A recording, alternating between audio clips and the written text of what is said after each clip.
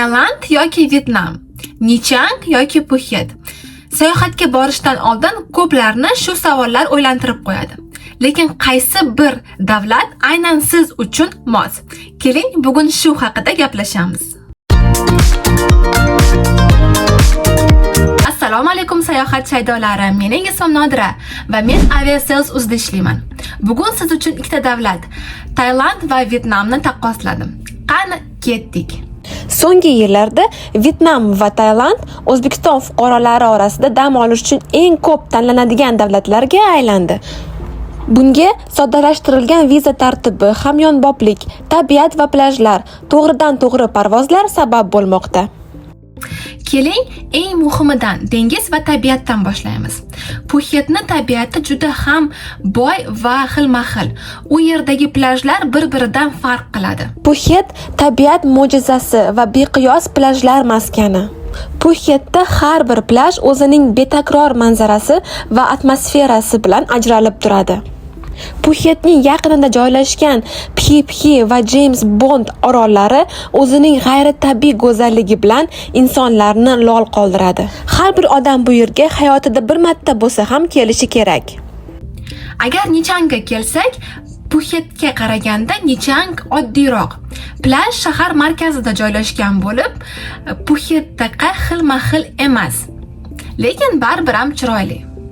Nichangdagi asosiy plyaj to'g'ridan-to'g'ri shahar bo'ylab bir necha kilometrga cho'zilgan. Agar siz yovvoyi tabiatni istasangiz, Nichangdagi Xonmun yoki Xontam orollariga borishingiz mumkin. Nichangning katta plusi uning yaqin atrofida Vinpearl kabi orol joylashgan. Vinpearlga siz atigi $36 chipta olib kirishingiz mumkin.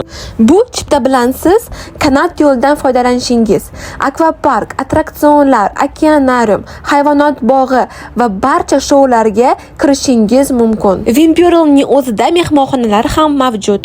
Pxuket bilan Nichangda albatta dengiz mahsulotlari juda ham ko'p va arzon. Lekin dengiz mahsulotlarini xush ko'rmaydiganlar ham kam emas. Albatta siz Tailandda va Vyetnamda ham o'zingizga mos oshxonani topishingiz mumkin. Shaxsan men Tailandga borganimda juda ham ko'p turk oshxonasini ko'rgan edim va shu yerlarda ovqatlangan edim. Nichangda meni hayron qoldirgan narsa bu o'zbek oshxonasini ko'pligini. To'g'risini aytsam, bunday xilma-xil o'zbek kafelarini men hech bir davlatda ko'rmaganman.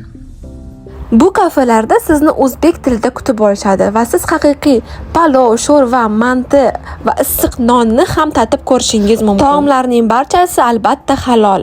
Ko'ngil ocharliklarga kelsak, Pxuket ko'proq kattalarga, bolalarsiz kelgan oilalarga mos keladi deb o'ylayman.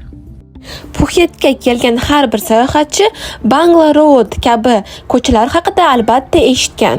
Bu ko'cha tungi klublarga va barlarga to'la. Bu yerda bizning madaniyatga xos bo'lmagan har xil noodatiy manzarani ko'rishingiz mumkin. Nichangda esa ayollar mana shunday raqslarga tushishadi. Bolalar plyajlarda sport bilan shug'ullanishadi va erkaklar ham mana shunday plyajda turishadi. Bu yerda tungi hayot deyarli yo'q.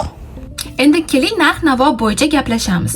Pxuket Nichangga qaraganda sal qimmatroq, lekin u yerda servis darajasi ham juda ham yuqori. Ammo Nichangga kelganimda men narxlarga juda ham hayron qolganman, chunki narxlar juda ham arzon. Siz u yerda o'zingizni millionerdek his qilasiz. Misol uchun ularning eng mashhur taomi Phoboni men atiga 25 ming so'mga olganman. Nichangda umumiy $18 ga 2 odam ovqatlanganmiz. Tailandda esa bir odamga $15 ketgan. Bu mavzu sizga qiziq va foydali bo'ldi deb umid qilamiz. Bizning kanalga obuna bo'ling. Yana har xil foydali mavzular haqida sizga gapirib beramiz. Qiziqarli bo'lgan mavzu bo'lsa, izohlarda yozib qoldiring. Bu mavzu haqida ham gapirib chiqamiz. Bizning kanalga obuna bo'lish esingizdan chiqmasin. Videoga like bosing. Yangi videolarda ko'rishguncha xayr.